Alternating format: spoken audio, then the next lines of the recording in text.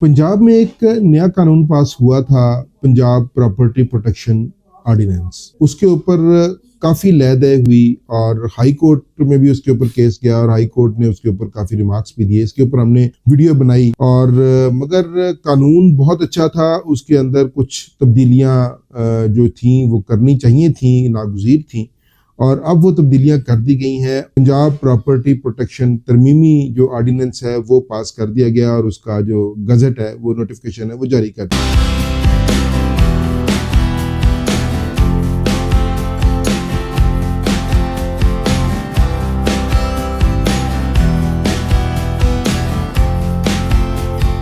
मैं हूं अदील हैदर और आप देख रहे हैं लीगल एंड इकोनॉमिक डिस्कशन। आज हम बात करेंगे जो पंजाब प्रॉपर्टी प्रोटेक्शन तरमीमी ऑर्डिनेंस है, जो एक आध दिन पहले जो पास हुआ है और उसको गजट का हिस्सा बना दिया गया और उसको कानून का हिस्सा बन गया है वो। और इंशाल्लाह ताला अब जो कब्जा माफिया है उसके लिए मुश्किलात खड़ी होने जा रही हैं अब आगे, क्योंकि ये इतना आसान और इतना बेहतरीन कानून बना है कि इसके अंदर जिनकी लोगों की प्रॉपर्टीज पर कब्जा हुआ है उनके लिए ये बहुत फायदेमंद और बहुत जो है ना वो सूदमंद साबित होगा। उस प्रॉपर्टी प्रोटेक्शन एक्ट में जो चीजें हैं वो है क्या, हम उसको आज डिटेल में और जो है वो अच्छे तरीके से आपको समझाने की कोशिश करेंगे ताकि लोग जो है वो इस चीज से फायदा उठा सकें। अक्सर लोगों की जो प्रॉपर्टीज थी उनके ऊपर कब्जा हो जाता था और उसके बाद वो सिविल कोर्ट में केस फाइल करते थे और फिर उसके बाद कर दीवानी गाल जवानी वाला हिसाब था और नस्लें गुजर जाती थी, नस्लें आ जाती थी, नस्लें केस लड़ती थी और कहीं पे जाके दादा केस करता था तो पोते के वक्त पे कोई केस का फैसला होता था। अब जबकि पंजाब गवर्नमेंट ने एक जो कानून पास किया है वो बहुत ज़बरदस्त कानून है और इसका फैसला अब 60 दिनों के अंदर होगा, यानी कि 2 माह के अंदर। कानून है वो है क्या असल में, उसकी जिस्त क्या है, वो ये कि अगर फ़र्ज़ किया कि किसी प्रॉपर्टी पर कब्ज़ा हो जाता है और वो बंदा एग्रीव्ड है तो वो एक दरख्वास्त देगा डीआरसी में। डीआरसी हम पहले एक्सप्लेन कर चुके हैं कि जो डिप्टी कमिश्नर ज़िले का होगा और उसके साथ जो पुलिस के नुमाइंदे होंगे और जो बाकी जो उस कमेटी के मेंबरान होंगे उसको डीआरसी कमेटी बोला जाएगा। उस कमेटी के अंदर वो एप्लीकेशन देगा, अपने डॉक्यूमेंट्स लगाएगा और कमेटी पाबंद है उसको 30 दिन के अंदर अंदर उसका जो है उसके ऊपर अपनी सिफारिशात या अपनी रिपोर्ट बनाकर जो है वो आगे ट्राइब्यूनल में पेश किए जाए। और ट्राइब्यूनल में कौन होगा? ट्राइब्यूनल में जो है वो पहले ये था, पहले कानून के अंदर कि उसके अंदर रिटायर्ड जजेस उसको शामिल किया गया था और उसका टाइम पीरियड भी 90 दिन था। अब उसके अंदर 2 तब्दीलियां की गई हैं कि एक तो उस ट्राइब्यूनल में हाजिर सर्विस एडिशनल सेशन जजेस होंगे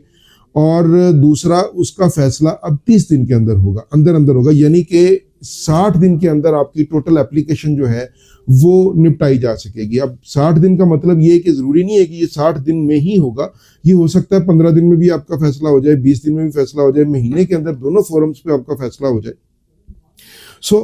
इसका फैसला मीन्स ये कि इसका जो कैप रखा गया है डेज का वो 60 दिन है, 60 दिन के अंदर फैसला करना है। और जो ट्राइब्यूनल है उसको जो इख्तियारात दिए गए हैं वो बहुत ज़बरदस्त है कि एक तो वो कब्जा दिलवा के उस जो अग्रीव्ड बंदा है, जो अफेक्टी है, उसको कब्जा भी दिलवाएगा और जिसने कब्जा किया हुआ है, इलीगल कब्जा किया हुआ है, उसको 5 से 10 साल की सजा भी वो सुना सकता है। और इसके अंदर एक और बहुत अहम चीज़ जो शामिल की गई है वो ये की गई है कि उस कब्जा करने में जो कब्जा माफिया होगा, जो जिस बंदे ने कब्जा किया होगा, उसके साथ जो सहूलतकारी करेगा वो कोई भी हो सकता है, जो उसकी मदद करेगा कब्जा करने में, उसको भी सजा दी जा सकती है। और इसकी जो अपील है वो ट्राइब्यूनल के फैसले के बाद जो है इसकी अपील जो है वो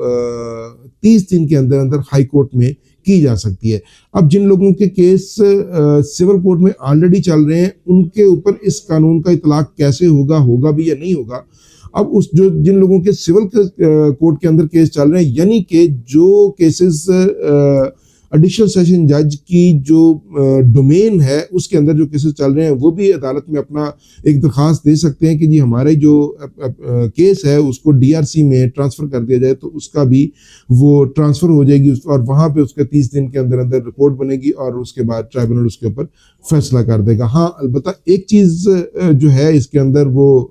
लाजम शामिल है कि जिन लोगों के केसेस हाई कोर्ट और सुप्रीम कोर्ट में चल रहे हैं, क्योंकि वो ट्राइब्यूनल की डोमेन जो है, ट्राइब्यूनल के जो जजेस हैं वो एडिशनल सेशन जजेस हैं, तो जो केस हाई कोर्ट और सुप्रीम कोर्ट में चल रहे हैं वो अपनी रूटीन के मुताबिक चलेंगे, इस कानून का इतलाक उनके ऊपर नहीं होगा। और ये एक बहुत ज़बरदस्त जो है वो केस है। इसके अंदर हमने आपको बता दिया कि ये एप्लीकेशन कैसे देनी है और इसके बाद इसका फैसला कितने दिनों में होगा, कौन कौन से फोरम्स हैं, आप उस पे जाएंगे। पहले आपने डीआरसी पे जाना है, डीआरसी के बाद डीआरसी खुद से ही रिपोर्ट बनाकर उसके ऊपर सिफारिशात लिख कर वो ट्राइब्यूनल में भेज देगी और ट्राइब्यूनल जो है वो 30 दिन के अंदर अंदर उसका फैसला करेगा। यानी कि 60 दिन के अंदर, जो पहले 90 या 180 दिन थे, उसको शॉर्ट करके 60 दिन कर दिया गया, यानी कि स्पीडी जस्टिस मिलेगा। और ये एक बहुत अच्छी चीज़ है। और इसके साथ साथ इसका एक और भी इसके अंदर जो चीज़ शामिल की गई है कि पंजाब के हर ज़िला में ट्राइब्यूनल कायम होगा और वो ट्राइब्यूनल उन केसेस की समाअत करेगा जो डीआरसी कमेटी रिपोर्ट बनाकर ऊपर ट्राइब्यूनल में भिजवाएगी। और जब इसके अंदर एक चीज़ की इसके अंदर मैं ये समझता हूँ कि एक चीज़ के अंदर इसके अंदर और शामिल होनी चाहिए थी कि जो ट्राइब्यूनल से केस हाई कोर्ट में जाएगा, अपील में जाएगा, वो उसका भी फैसले का कोई टाइम इसके अंदर डिसाइड होना चाहिए था, क्योंकि ट्राइब्यूनल तक तो फैसला 60 दिन तक हो जाएगा, ये तो बहुत अच्छी बात है। अब आगे हाई कोर्ट में फिर अगर फर्ज किया कि उसके सालों लग जाते हैं या सुप्रीम कोर्ट तक जाते जाते फैसला होते होते उसके सालों लग जाते हैं, तो उसके अंदर भी इस कानून के अंदर मैं ये समझता हूँ कि थोड़ा सा और तरमीम करनी चाहिए थी और उसका भी फैसला कि जो डायरेक्ट तरमीम जाती है application through DRC tribunal to high court, उसका भी फैसले का कोई टाइम फ्रेम उसके अंदर तय कर किया जाना चाहिए था। और जो है ना वो उसके अंदर ये अभी खामोश है। और इसके अंदर ट्राइब्यूनल को एक और भी इख्तियार दिया गया है कि वो 30 दिन के अंदर अंदर ही ट्राइब्यूनल, जब वो इसकी समाअत कर रही होगी ट्राइब्यूनल, और एक तो समाअत जो है वो रोज़ाना की बुनियाद पर होगी और उसके अंदर अंदर उसके ट्राइब्यूनल जो है वो कोई भी अबूरी हुक्म जारी कर सकता है। और इसके साथ साथ वो जो अफेक्टी है, जो ट्राइब्यूनल है, वो एक ये भी ऑर्डर कर सकता है कि जो प्रॉपर्टी अंडर डिस्कशन है, केस के अंदर है, वो उसकी मालियत के बराबर जो है वो दूसरे फरीक को, जो अफेक्टी है, वो उसके मालियत के बराबर उसको अदायगी का हुक्म भी दे सकता है। और 5 से 10 साल की सज़ा है जो कब्ज़ा माफिया के लिए, वो भी आपको हमने बता दी। और उसके साथ सहूलतकारी, जो कि बहुत ज़रूरी चीज़ थी कि जो सहूलतकार है उसको भी सज़ा मिलेगी। इसका जो है गज़टेड नोटिफिकेशन जारी हो चुका है और इसके अंदर जो है वो जितने लोग अब अफेक्टी हैं वो जल्द अज जल्द इसके ऊपर दरख्वास्त दें डीआरसी कमेटी में, ताकि लोगों के जो फैसले हैं, वो जो लोग उम्रें गुजार देते हैं, सालों गुजार देते हैं एक फ़ैसले की इंतज़ार में,